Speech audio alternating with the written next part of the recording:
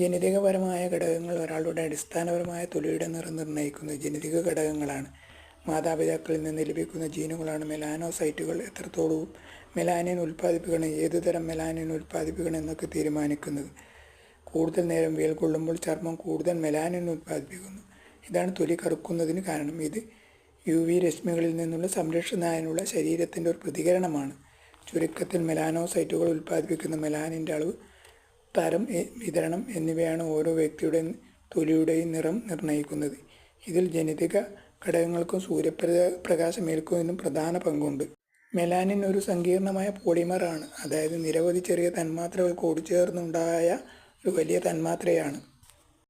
ഇതൊരു പ്രകൃതിദത്ത പിഗ്മെൻ്റാണ്. മുടി, കണ്ണ് എന്നിവയുടെ നിറത്തിനും മെലാനിൻ കാരണമാകുന്നു. കൂടുതൽ നേരം വെയിൽ കൊള്ളുമ്പോൾ ചർമ്മം കൂടുതൽ മെലാനിൻ ഉൽപ്പാദിപ്പിക്കുന്നു. ഇതാണ് തൊലി കറുക്കുന്നതിന് കാരണം.